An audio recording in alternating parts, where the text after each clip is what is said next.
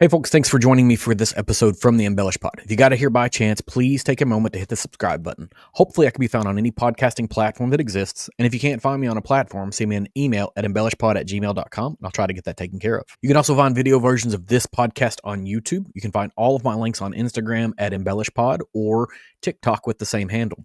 I have a website. It is www.embellishpod.com. That's a place to pick up these links, episode details, and more. Today I have Greg joining me from Larrikin Distillery, formerly Lawrenceburg Distillery. Hope you guys enjoy the conversation about this growing craft brand and some of their unique products that they're putting in the market.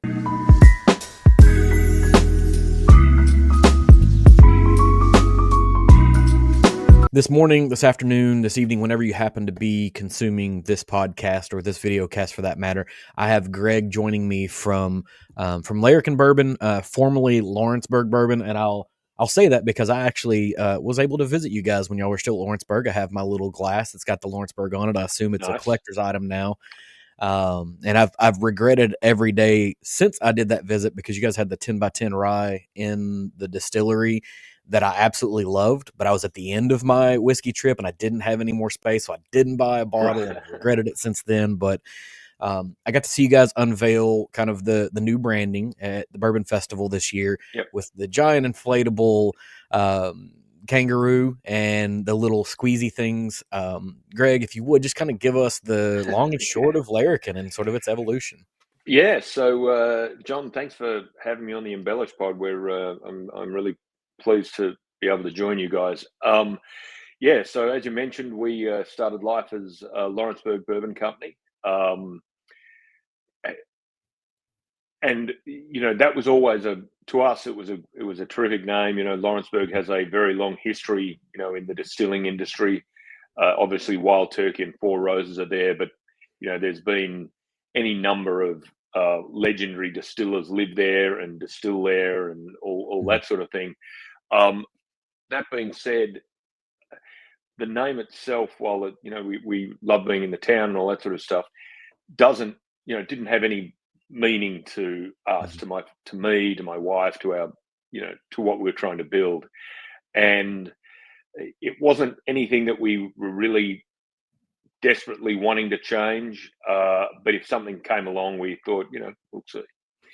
And then my wife, Katie, actually came up with Larrikin, and Larrikin sort of encapsulates sort of my military career. It encapsulates sort of how we go about things. And it's an Australian slang term dating back to the 1800s when the convict ships were coming across from Britain, and my forefathers were probably shackled in the below deck somewhere. But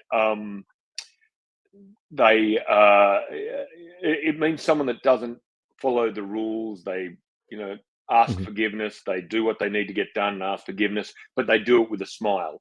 So sort of think about the closest thing in the US vernacular would be a maverick. Think about Tom Cruise's character in Top Gun, that kind of character. The archetypal Australian Larrikin is Steve Irwin.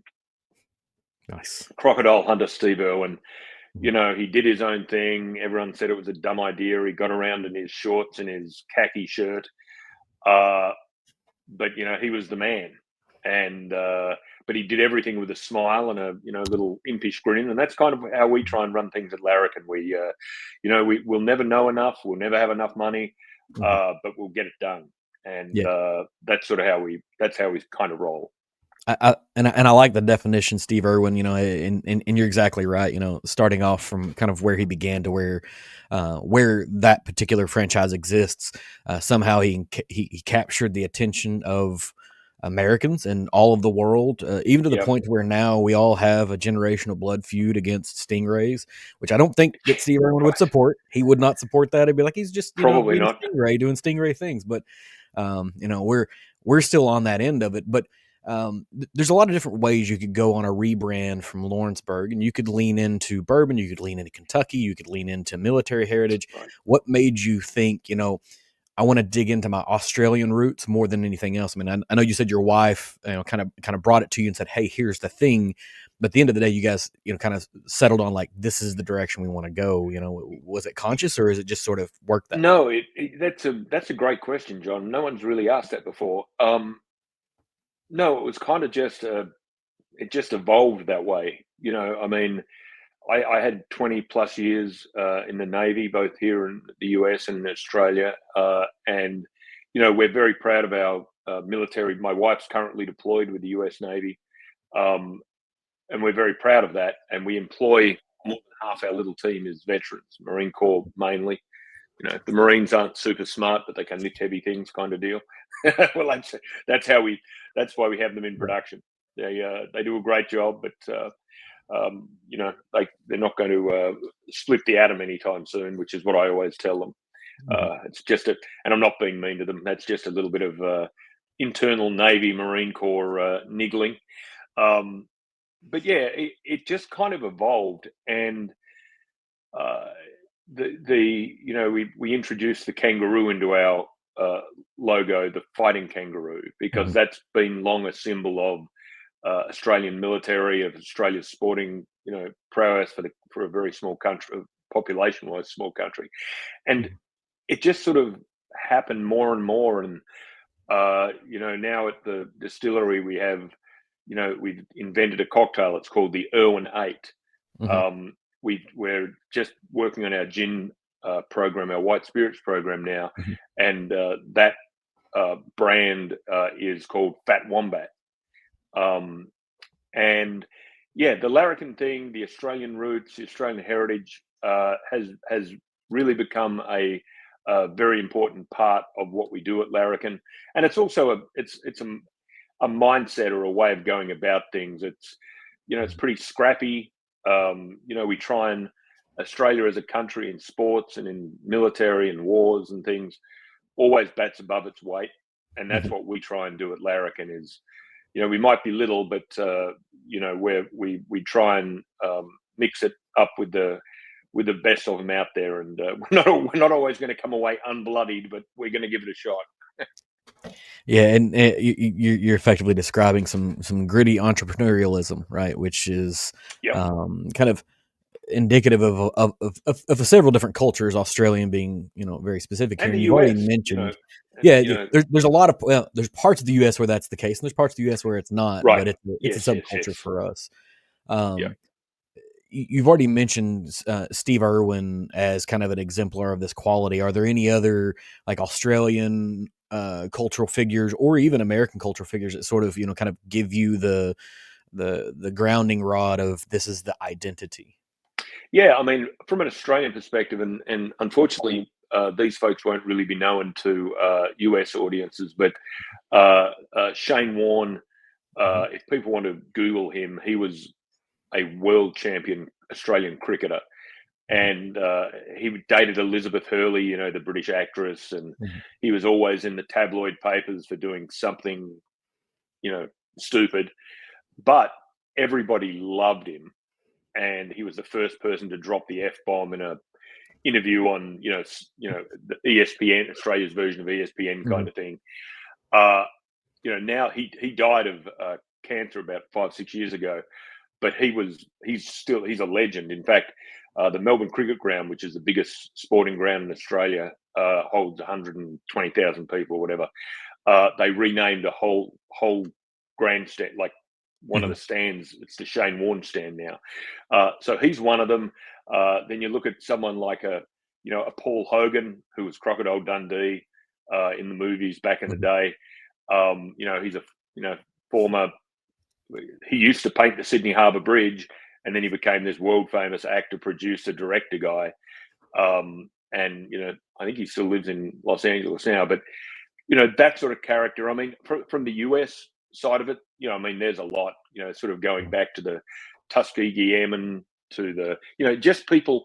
Just think of people that sort of step outside what societal norms may be, Hmm. and sort of forge their own path. And there's so many examples of that in the United States, that you could point to.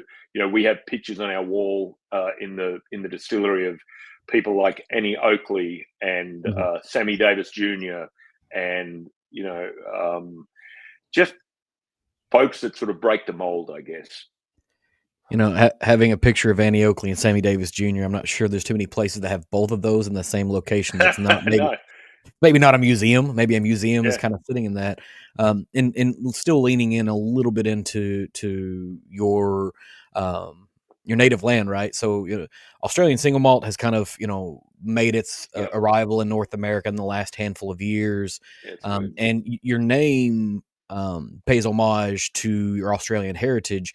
Do you have maybe any future plans to ever kind of have maybe a product line or a SKU that leans into the Australian heritage as well? Because you're doing bourbons, right? And bourbons are uniquely United States and uniquely Kentucky. Specifically. Yep. But there's especially with this new release that you're doing with Rosewater, where you're doing some different things. Do you have maybe some opportunity or some intent to lean into your heritage as well? Yeah, so that's another great question. I mentioned at the start we're about to launch our gin program in the US. When you go into Kroger or Total Wine or Liquor Barn or whatever here in Kentucky, and you go down the aisle and it's bourbon and bourbon for the whole aisle. In Australia, you go into a similar store and it's gin and gin down the Australia because of the British culture in Australia. Right.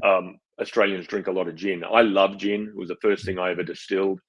So we're going to bring in Australia has a extraordinary gin culture, and there's gin distilleries like on every street corner.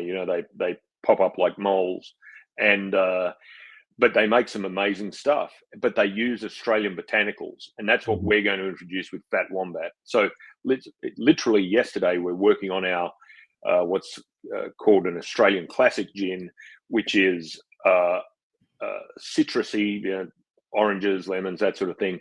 But the key ingredient in it is a fruit called a finger lime, which you can only get in Australia. And there's a couple of other botanicals like Tasmanian saltbush and that sort of thing, which we're putting in it. And so all of those gins that we introduce, and we've got 5 on the drawing board at the moment, will be Australian style gins. I mean, there's books about Australian gin. It's a thing. And so we want to bring that to the US and get that on shelves. I mean, already there's a brand called Four Pillars, which is available here, which is Australian style gin. So it's, there's already a beachhead there for it. And I think if we can have Australian style gin that's actually made here in the US, I think that'll be kind of cool.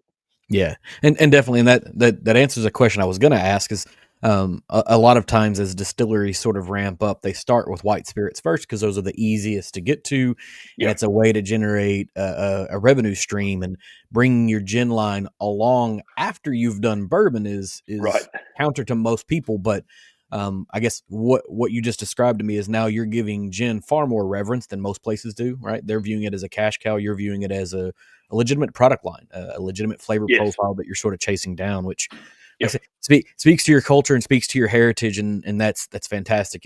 Gin culture is virtually non-existent in the state of Kentucky, right? Yeah, that's right. They make a great gin up the road here at Castle and Key. Yeah.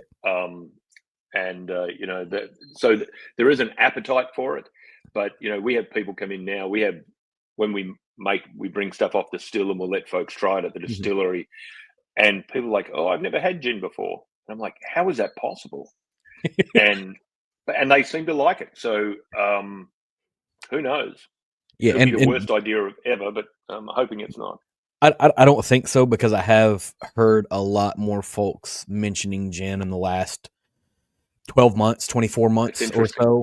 It is a growing trend. I think as the kind of the bourbon craze starts, it's not dying, but as it sort of settles a little bit, people are branching out into other spirits. And there's American single malt, and then there's mezcals and tequilas that people are looking at, and gin is in that conversation regularly too. I've seen more craft distillers lean into that, but being able to speak explicitly to an Australian style, which I don't know, aside from Four Pillars that you just mentioned, That's a new phrase to me as a Yep. spirit consumer in the United States. So, super duper interesting. And Well, uh, John, wait till we bring out our oyster shell gin.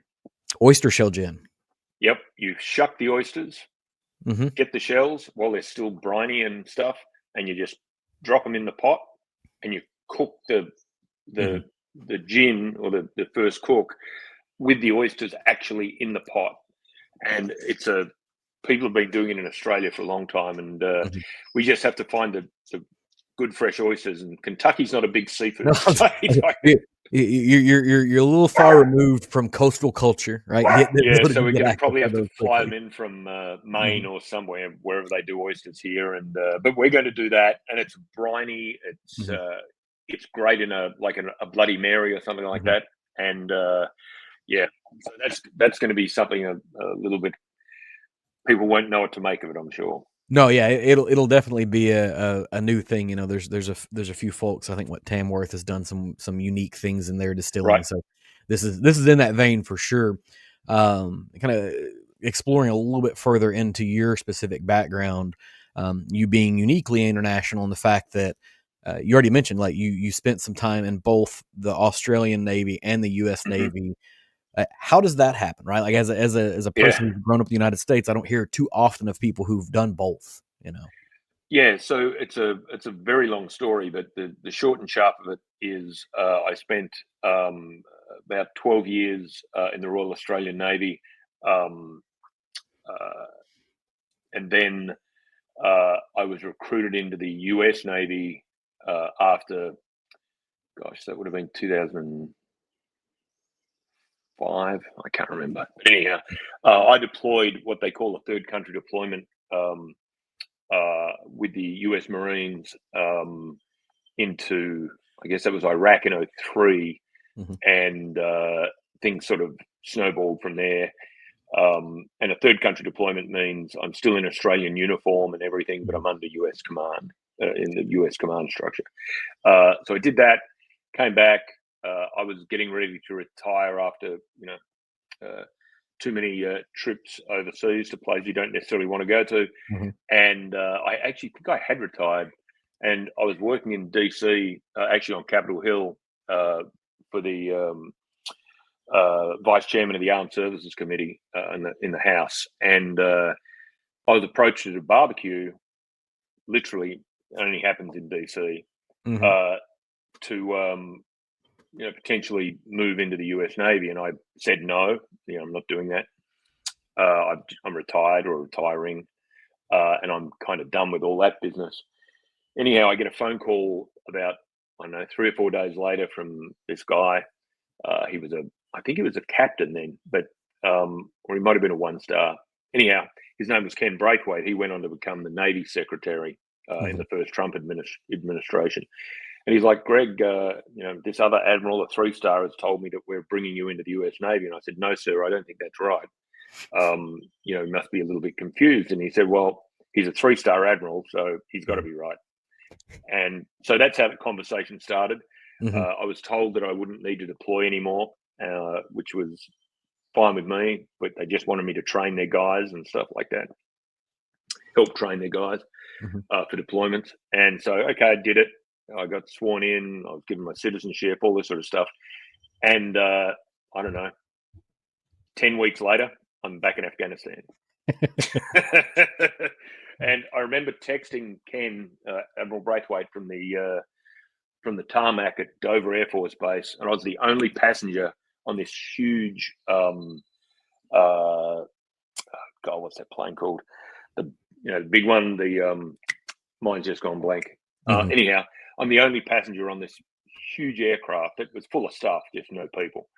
And my last text was to the admiral, and I was like, "Sir, guess what? I'm off to Afghanistan." And he wrote back, "Never trust an admiral." That was it. That was my last communication with him until I got back. Uh-huh. So that's how it happened. I Mhm. did 10 years here, loved it. I was medically retired after I Mhm. got pretty banged up on my last trip to Afghanistan in 2013, I guess. Mhm. And I went through all those other deployments without a scratch ever, not even a probably didn't even have a headache. Mm-hmm. And the last one, it was all sorts of stupid shit. And after that, I'm like, and so I was medically retired out after a little bit of getting sort of taped back together, and here we are. That's as soon as you started with, and they told me I would never deploy. I've had enough friends in the armed forces to know that. Yeah. Rarely is that the truth, right? And it's not said with ill intent. That's what they actually mean at the time they say it. But the world changes really, really fast on a regular basis, and I'm sure they knew I was going to deploy the day. Right now, in your situation, they may have known. But, I'm trying to give a little leeway and say, they don't always know that for sure. They do. They're just guessing based off that given day. Yeah. So it was great. I loved it. Loved every minute of it. So you're an Australian guy who ends up serving in United States Armed Forces and the Australian Armed Forces. You grew up on gin. How do you end up in bourbon? Yeah. Well, we moved to Kentucky. Well, my background, or my family's background, is in the wine industry back home.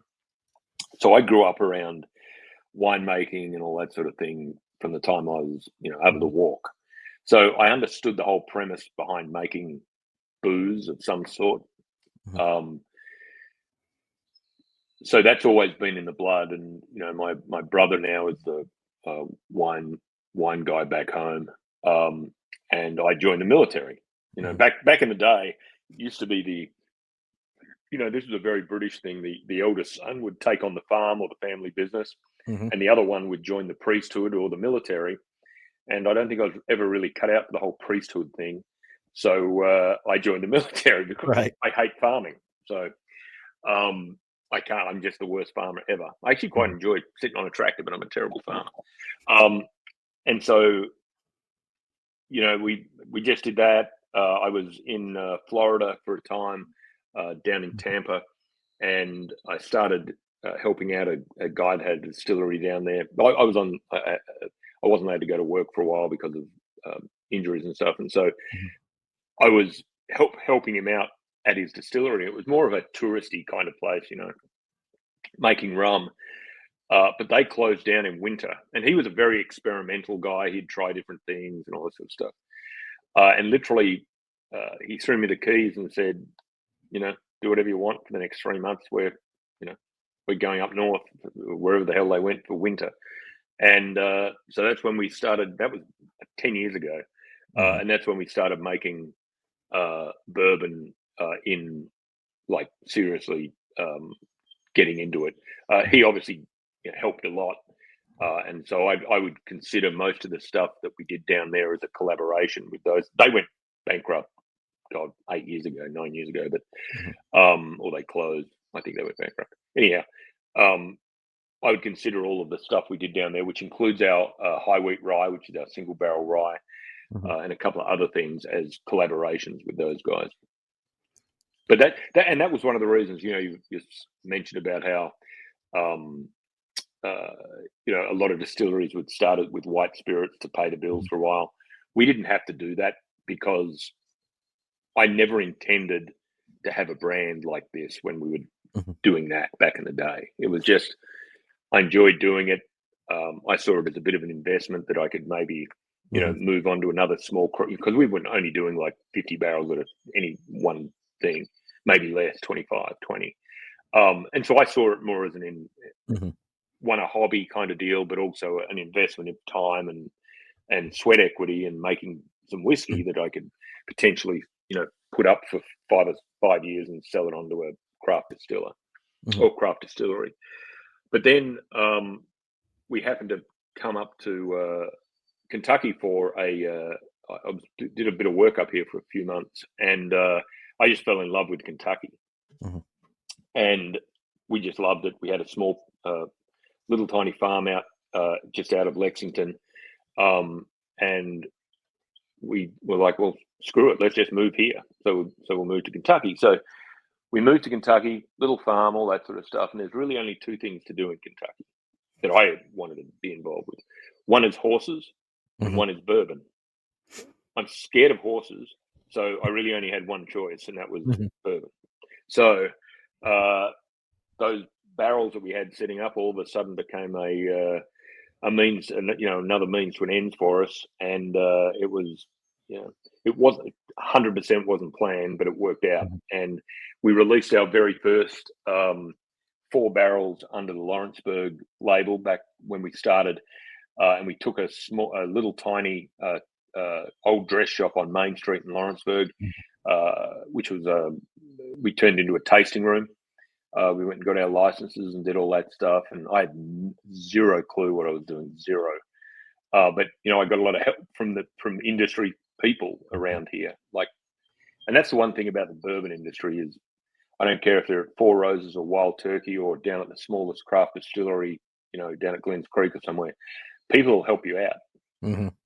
and I needed a lot of help, and there was a lot of we did everything ourselves, from labels to regulatory to all this stuff. Mhm.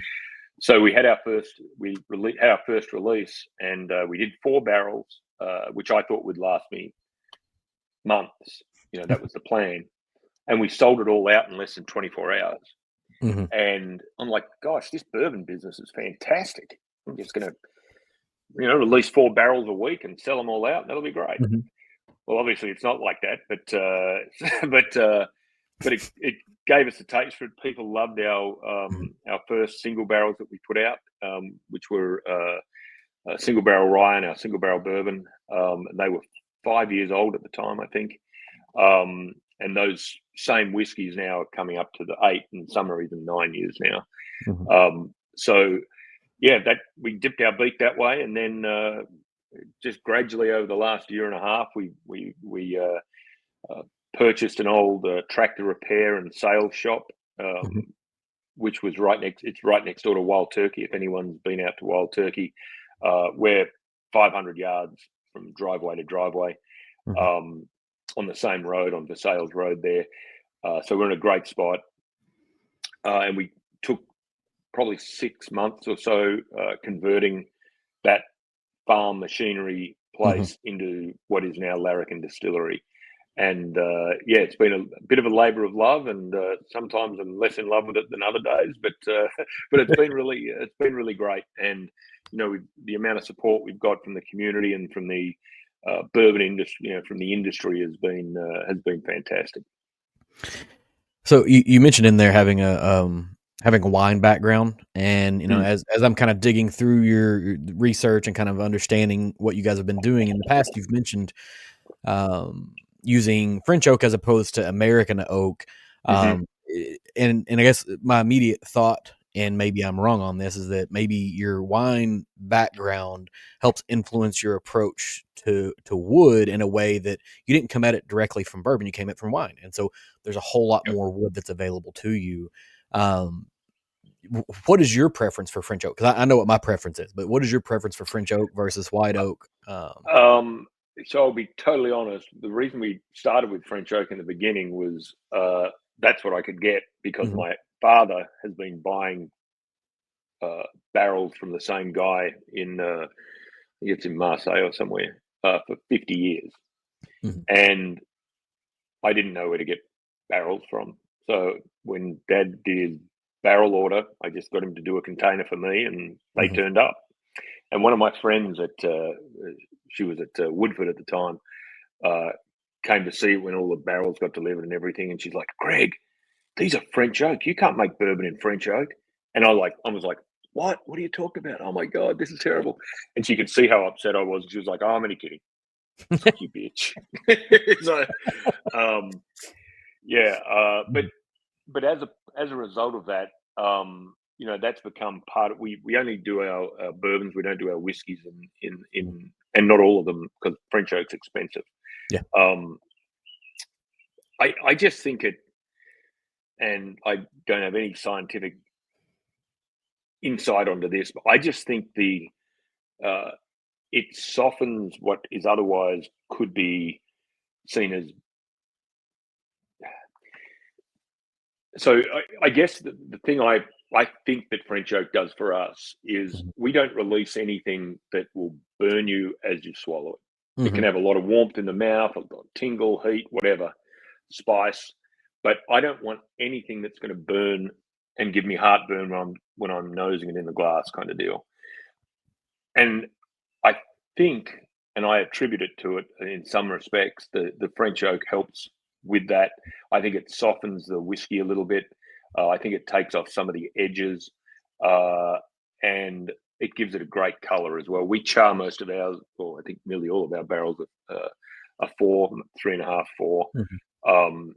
But yeah, I just like it. I've got nothing against American white oak. I mean, we may look at doing. We've been talking actually with Cooper about doing some Hungarian wood and some different things. And that's the one thing that, and I'm, new to all this effectively. So I'm experimenting and finding out stuff literally every day. And, I'm still fascinated by, we can have our single barrel sitting in the rick, and we only do a single level rick. So we go up 5, or depending on the building, 6 barrels. But I can literally have 2 barrels sitting next to each other like this, same batch. They were put up on the same day, filled the same day, everything. They went in at the same proof, and they're vastly different. And even though I experience this literally multiple times a day, it still astounds me that that happens as markedly as it can. Sometimes, you'll get a whole raft of them and they're all pretty similar, but you can get 3 or 4 in a row that could be totally different. They've literally sat next to each other for 6 years or 7 years in the same spot, from the same batch of barrels, from the same everything, and they're totally different. And that's why at the distillery, when we have a tasting where we'll do a single barrel tasting, and we just randomly grab the bottles, but they're all different single barrels from the same batch. And people are like, no, this can't be from the same batch. This one tastes like peppery, and this one's got a lot of nougat or whatever on it, blah, blah, blah. And we're like, no, they are. This was barrel 12, this was barrel 14, this is barrel 9. And and it's part of the experience for them, because they don't, like I didn't, understand how big a difference that could make. So. Yeah, it's one of the nuances and the interesting things about American whiskey specifically is the amount of variation that occurs from barrel to barrel, which can be maddening from a distiller's perspective, right? Because not only are you distilling a thing that you may not know what it's going to taste like for 4, 5, 7 years, but you're also setting them next to each other with the same thing that you maybe ran in consecutive days and put them up on consecutive days, and they're wildly different. And one of them, has a really off taste, and one of them's amazing. And it's a terrible, wonderful thing to go through, at least from a consumer's perspective, because we're watching you guys struggle, right? It was funny. We were yesterday. Our bottle in Bond has become one of our most popular since Bourbon Festival, and you probably tried it there. But so yesterday we were up getting the next blend together, and obviously we want to keep it as close to the original as we can. But again, we only use up to 5 barrels in any of these any of our blends, and so we're up there trying them, and trying to get the blend together, and all this sort of finding the sweeter barrels and this and that. Anyhow, I was talking to a guy about fixing one of the boilers or whatever, and my production guy comes over and he's like, "You've got to taste this." I'm like, "Oh no, really? Okay." So he gives me the glass. I'm like, "Holy shit, that's amazing!" And it was just one of the barrels of the 16 we'd taken down to try and work this blend out. And I'm like, "Okay, you're going to put a big star on that, and you're going to put it back on that rack, and that's not going in any blend anytime soon." So that'll be one of our single barrels that will. But sometimes you just get a barrel and you're just like, how did this happen? And it's the same as these other 50 barrels I've got sitting here, but this is amazing. Yeah. And that genuinely happened yesterday. Yeah. And going to the other side of it, right? Doing a 5 barrel blend, if you have one that's not so great, it's really hard to hide that. For some of the larger guys that are doing 500, 1,000 barrel blends, they can throw one off barrel in there and you're probably never going to know that it existed inside of it. But you guys sort of have to eat that. So I have had I got the bottled one then, but I've actually had it since then. And then one of the other things, you guys do some finishing, right? So you've got a rye that was finished in cognac. Yep. Do do you prefer to do your finishing on ryes, on bourbons? Do you just kind of equal opportunity test them out, or what's the ethos there? Maybe. Yeah, I wish I had a much more scientific answer for you, John, but we don't. Like we that 10-year-old rye, the one in the decade which you like so much, was just great. Was just Mm-hmm. we didn't make that. Obviously, it was sourced from Alberta, Canada, and it was a stopgap for us, to be quite honest, because we were running out of Mm-hmm. bourbon to bottle. But it just took off, and people loved it because it was great whiskey. Mm-hmm. But we got our hands on these 105 or 115 gallon cognac barrels, these big, huge cognac barrels, from the same place that Woodford had their what was it called, Baccarat Yeah. bottle in. Same supplier, same distillery or winery, and but we didn't know what to do with them. We got them at but we didn't plan to get them. They just, do you want these? I'm like, yeah. And we took them. And so we were literally just sitting around in our staff meeting in them, like on a Tuesday morning. And it's like, what are we going to put in these bloody barrels? We've got to use them before, while they're still a little bit wet and all this. And, Mm-hmm. and then one of the guys was like, well, why don't we put we've still got, I think we had at the time 8 barrels or whatever of the decade, the 10-year-old rye left. Let's put that in there. And I'm like, okay. And that's literally was how much thought it got given. And we did. My prerequisite, or the thing I always insist on, is if we only have a couple of finishes. That's one of them. We have a maple barrel aged 6-year-old. I think there are only 2. Yeah, there are only 2 finishes. My thing with it though is I always want the bourbon to be or the whiskey to be front and center. Mm-hmm. I don't like personally, and I know a lot of people do like it, but I don't like personally when I drink, say, a maple finished bourbon and it tastes like I should be putting it on pancakes. Right. It's just not for me. I make whiskey. I don't make fucking waffle syrup. So we excuse the F-bomb. No, you're good. I appreciate it. I'm on board. So we put in the case of both the cognac and the maple finish, they're actual barrels that had the previous product in them that have been dumped out, and then we just rest we don't really age it that long. We like, I think the cognac sat in there for about 5 months maybe. Okay. So it's still the decade rye, but it really rounded it out, resting in those cognac barrels for a few months. And similarly with the maple, I think that only sat down for 3 or 4 months, and we'd try it every single week just to make sure it wasn't getting too much maple. And our maple finish, which we call American maple, because the maple barrels are from Wisconsin. If you didn't know it was a maple finish, you would think that was just part of its profile, that, oh, this has got a nice burnt sugar maple, back end primarily. And which is exactly what we want. But if you pour it and people know it's maple, they know it's maple. Right. But it's exactly how we want it to be. So, and you're talking a lot about wearing the hat of a blender, right? And so you started off wearing the hat of a distiller. Now you're wearing the hat of a blender and a barrel picker. How are you doing this all alone, or have you brought on help recently? Kind of. Yeah. Yes, we've got our production manager, whatever we call Matt, is a huge help. He's actually he's been an executive. His career was in cooking. Like, he was an executive chef for a bunch of restaurants, cruise ships, all this stuff. So he's got a great palate and he understands that. So he's just joined us in the last few months, or 6 months. And then in the last couple of months, we just brought on a new head distiller, Barb McDonald. She was the master distiller at Law's Whiskey House in Colorado for 5 or 6 years. She is also a chemical engineer from UK. She was born, believe it or not, in Lawrenceburg, Kentucky. Her parents still live here, but she's been in Colorado for 6 or 7 years. Mm-hmm. And she was like, "Yeah, I'll come back. I'd love to do it, all this, but I'm not living in Lawrenceburg."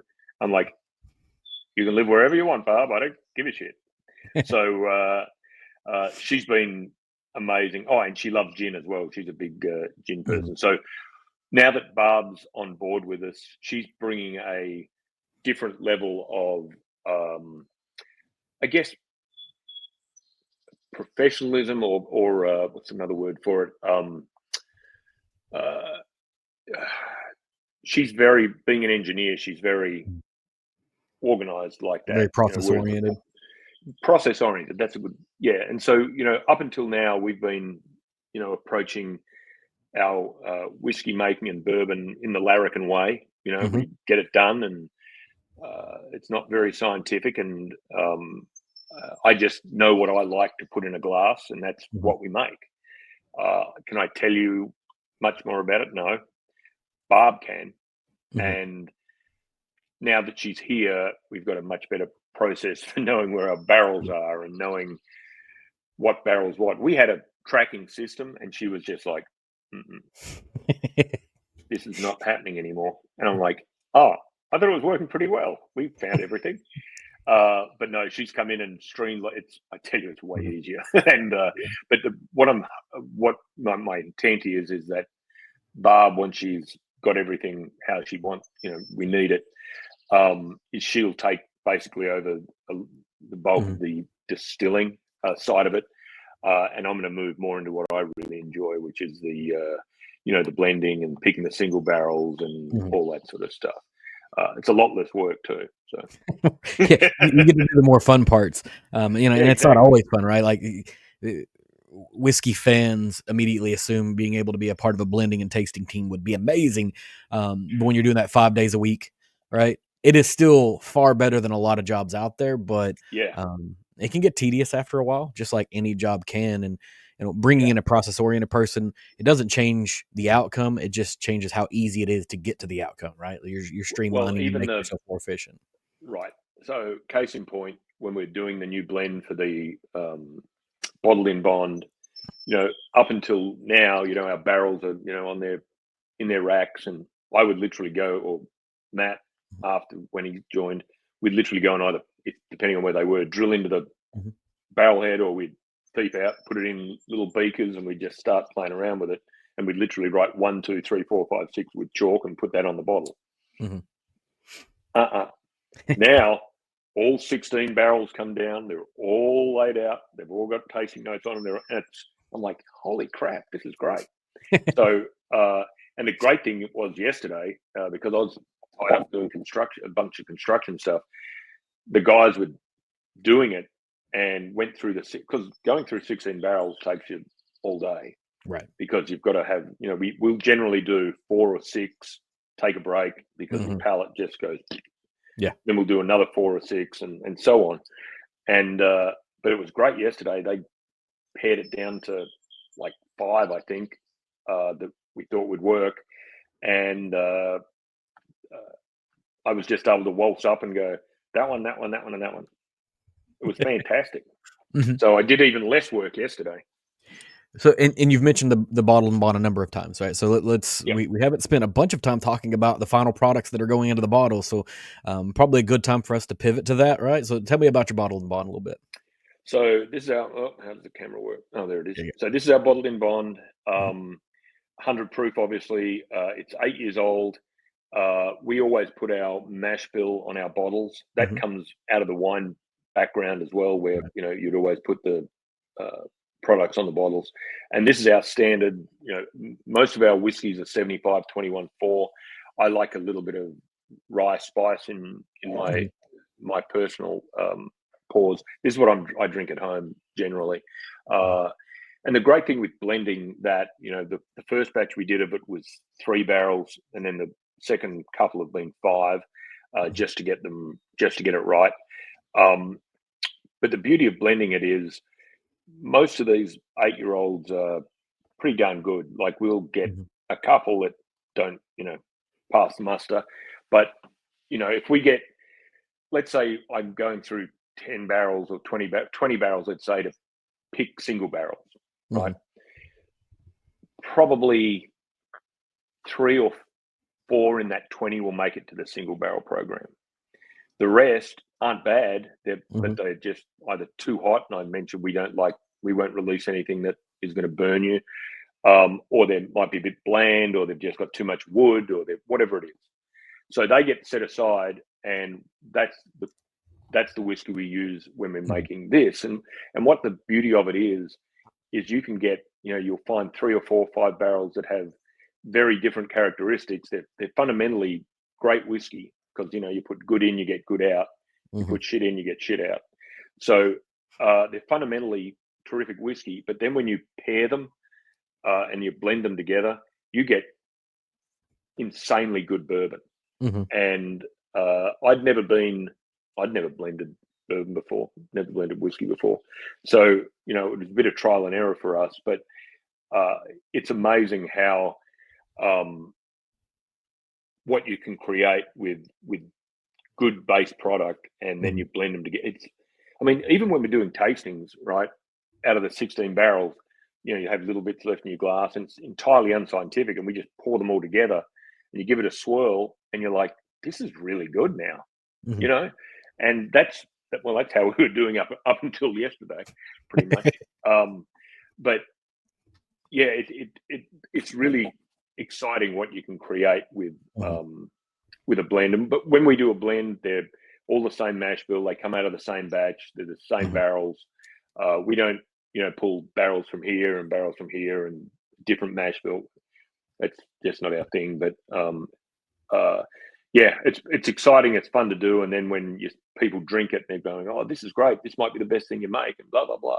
Like, oh, cool. So, yeah. It's always nice to continue to get the accolades, and I think like a bottled and bond product is kind of a marker for a lot of consumers. They're like, okay, this distillery has taken the time to say, we want to have a continuous product that is going to get close to having the same flavor profile.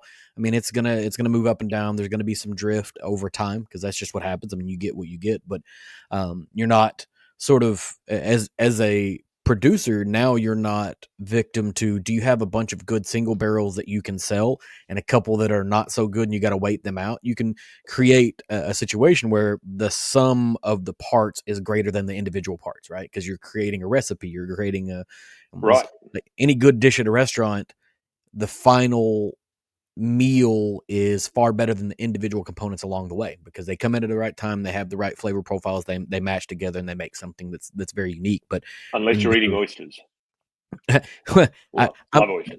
I'm not a huge oyster fan unless it's going to be grilled. Anything that you're not supposed to chew food wise, I'm usually not a big fan of. Right? Yeah. Like, I don't like soup for the same reason. Like, if you don't chew it, it just doesn't feel like food to me. It's Who a doesn't drink. like soup?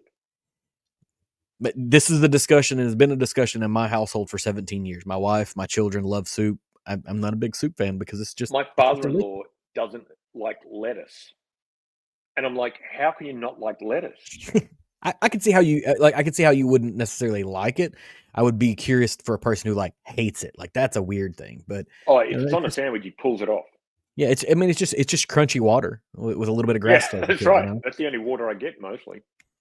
Right. Aside from what's in the whiskey, which you're not adding any to on a regular basis. So you've got the bottled and bond product, and more recently, you guys are doing a rosewater bourbon. Tell me about this. Yeah, so that's been a bit of a process, but it's been super fun. We actually, here we go. So this is our rosewater bourbon. We only released this on Saturday.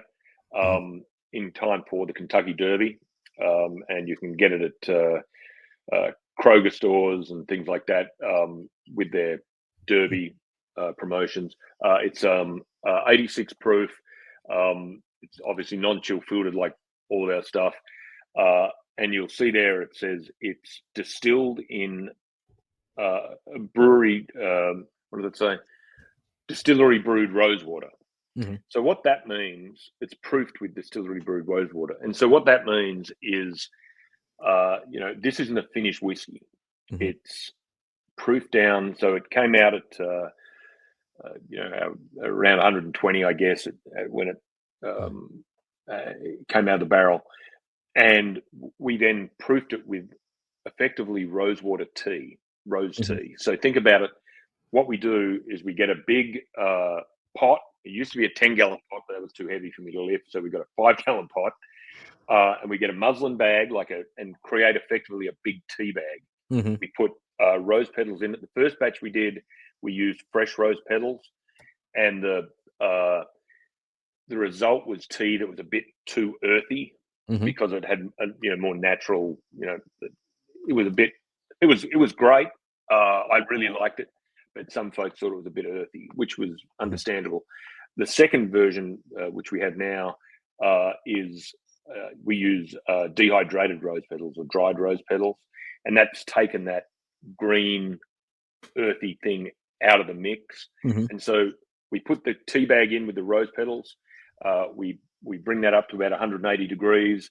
I let it brew there for about 2 hours.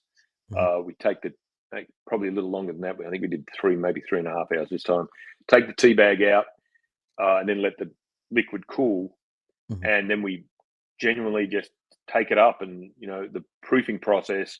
We'll add our spring water from the back of the distillery, or IO water or whatever. We generally use spring water, and instead of that, we're using this tea, and it's worked out great. People really seem to enjoy it. It's from a process perspective, it allows you to control the flavor profile a bit more, because it's much easier if I literally brew it. We do it in the kitchen at the distillery. It's not very complicated. If I brew 4 pots of 5-gallon pots of this rosewater tea, and it's too strong, it's pretty easy for me to tip that out and make it again. Whereas if you've got it sitting in a barrel, when we first did it, we were filling barrels with the rosewater, letting that sit for 6 months. But then if that was too strong, it would affect it. So it was a whole thing. Right. And making 53 gallons times 6 of water, it's a big risk. It takes a long time. Right. Whereas this has really proved to be a bit of a godsend. And I traveled with work a lot through the Middle East and parts of Southeast Asia and India, and rosewater is a big thing. That's in Turkish delights, nougat, lassi drinks, you name it. Indian rice pudding, which is delicious, and that's why I had a bit of a fixation with rosewater, and I didn't know how we'd make it work. And we worked with the TTB pretty closely on this because they hadn't seen it before. But they were great to work. Everyone bitches about them, but they were great to work with. And we created this, and we experimented with it a lot. And the end result is Larrikin Rosewater, which you'll be able to buy as of last Saturday.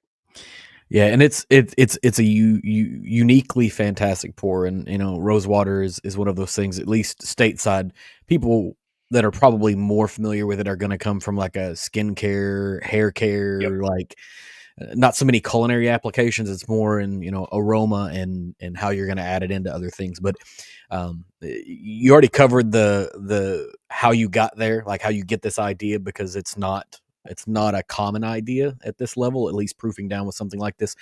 You also talked about what it means dealing with TTB, because that was going to be one of the questions. Like, I bet this was new to them. It's already there. And you mentioned this is for sale in Kroger. Now your distribution is, as with a lot of distillers, is smaller, but you guys have recently entered into direct to consumer sales.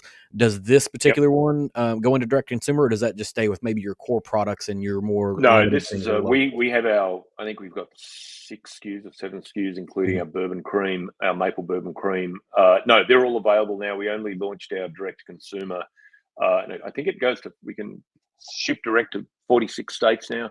And you can just find that on our website at larrikinbourbon.com.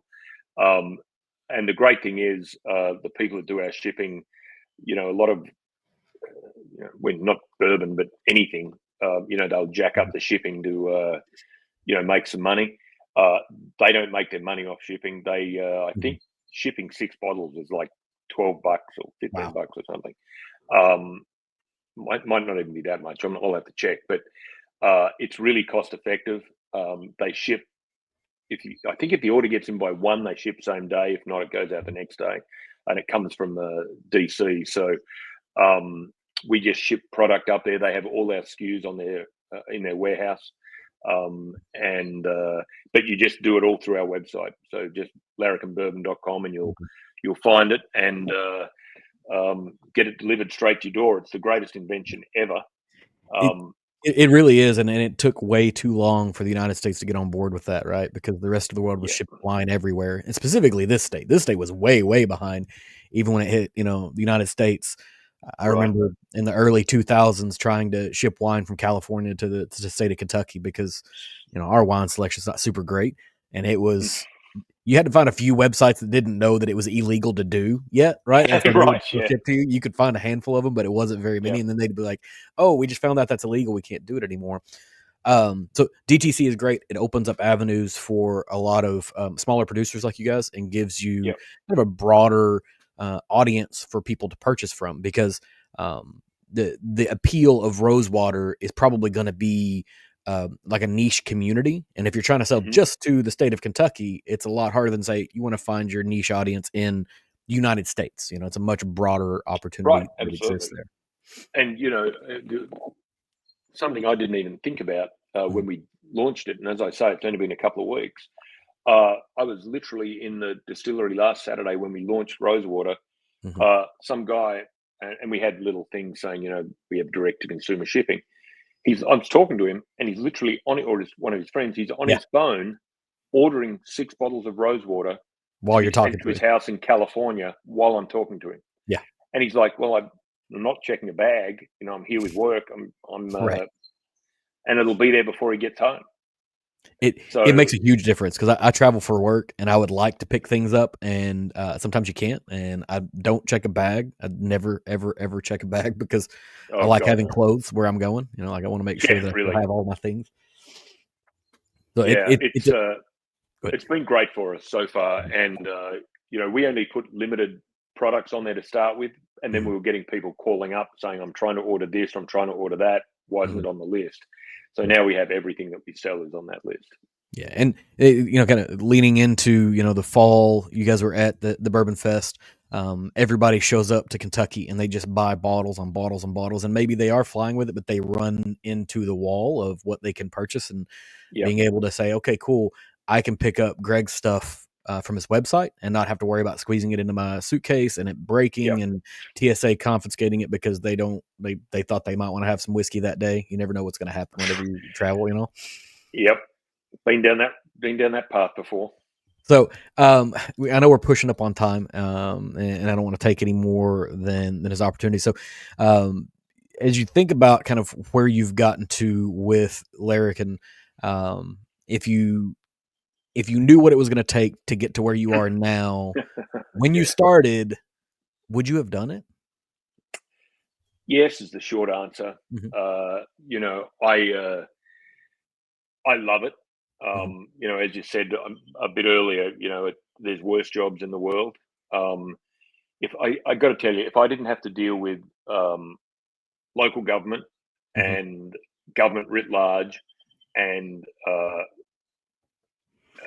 employee issues related to that, Right. um, it would be genuinely the best job in the world. Hmm. I get to talk to people that love bourbon all day. I get to make bourbon. I get to taste bourbon. I get to do all of that stuff. But then 3/4 of the day is Hmm. spent doing the other stuff, which can be a little bit trying. Uh, Hmm. but no, I mean, we would have. I mean, it's been an extraordinary amount of work. Hmm. Particularly, we pretty much did this by ourselves, including the renovation and sourcing barrels and doing this and doing that, and it's been a learning experience. I should write a book, but I don't. I'm too lazy to do that, so I'm not going to do that. But yeah, it's been.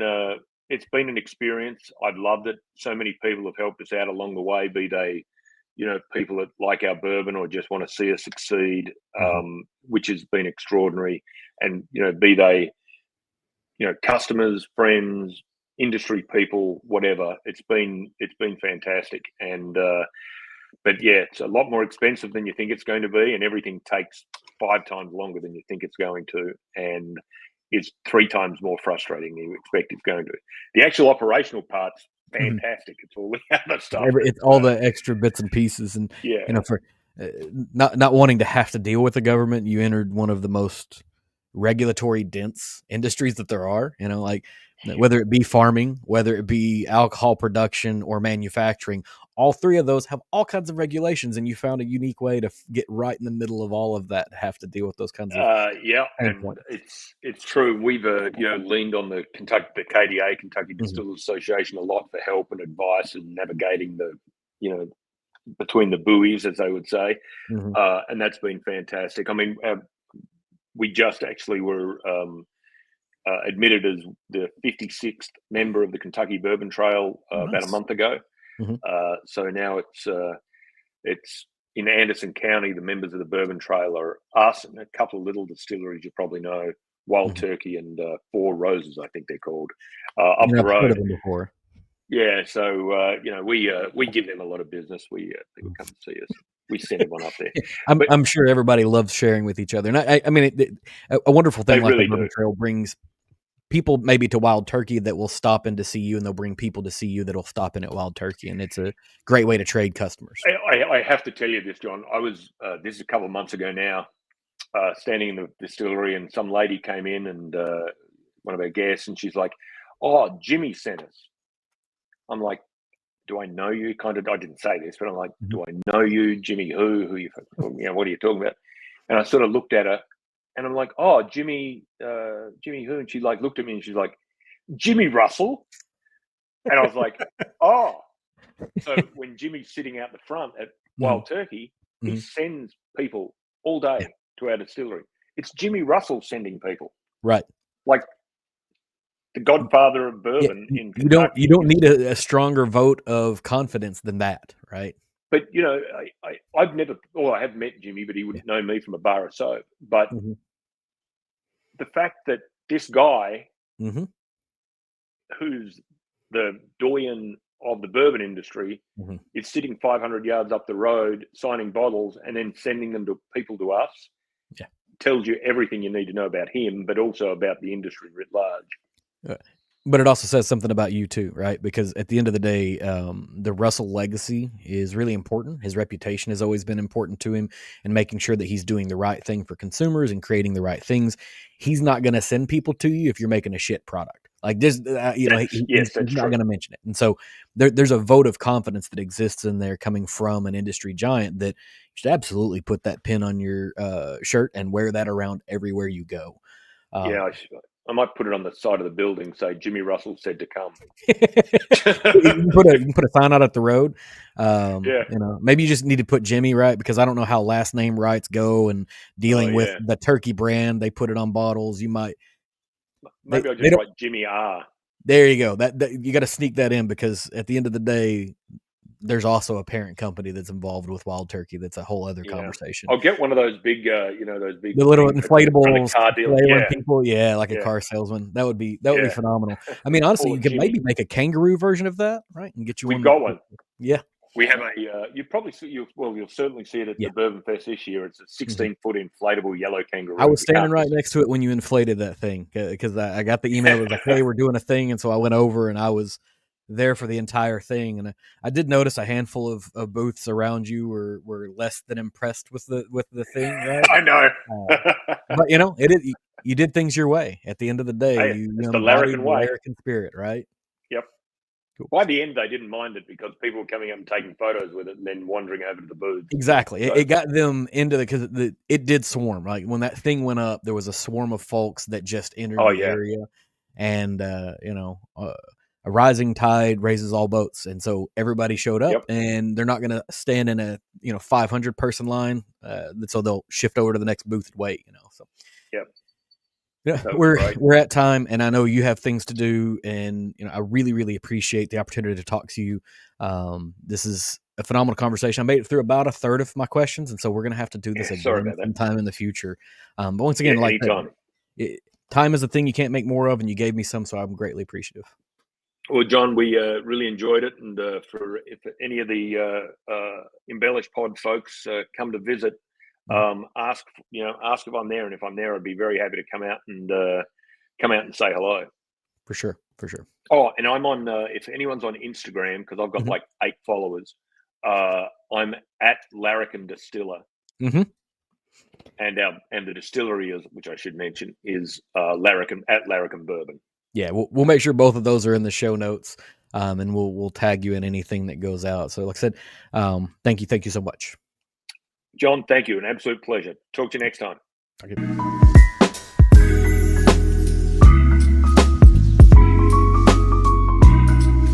Thanks for tuning into this episode from the EmbellishPod. If you enjoyed this, please leave me a review on whatever platform you're consuming this on. Leave a comment if possible, subscribe, do all of the things.